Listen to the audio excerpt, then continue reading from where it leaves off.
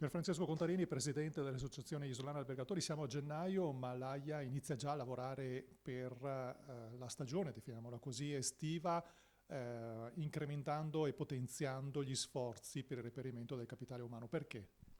Perché il capitale umano diventa per le nostre aziende un punto focale su cui spesso riflettiamo e necessitiamo di sempre nuova forza lavoro che possa dare quel servizio che porti i nostri hotel a livelli di superiorità.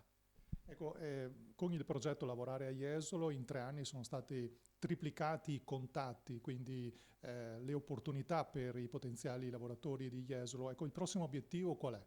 Il prossimo obiettivo è di raggiungere le 7.000 candidature. Siamo partiti da 1.500, 3.000, 5.000, 7.000 sono le candidature che vorremmo avere nel nostro sito Lavorare a Jesolo per dimostrare che la città è sicuramente ad alta attrazione non solo per il turista ma anche per il capitale umano e per tutti quei soggetti che abbiano voglia di lavorare a Jesolo.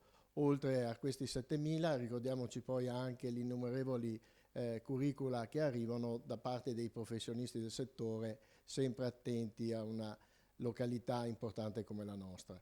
Quali sono le figure più ricercate? Indubbiamente i settori cucina e sala da pranzo fanno la parte del leone con circa un 20%, ma anche settori quali housekeeping, quindi cameriere ai piani e segreteria non sono da meno, per poi tutto il mondo dei generici che può interessare indubbiamente una parte dei lavoratori. Pasqua quest'anno è, per così dire, media, visto e considerato che sarà alla prima settimana di aprile. Questo significa che anche la stagione balneare estiva in qualche modo apre prima, quindi un'opportunità di lavoro più allungata nel tempo.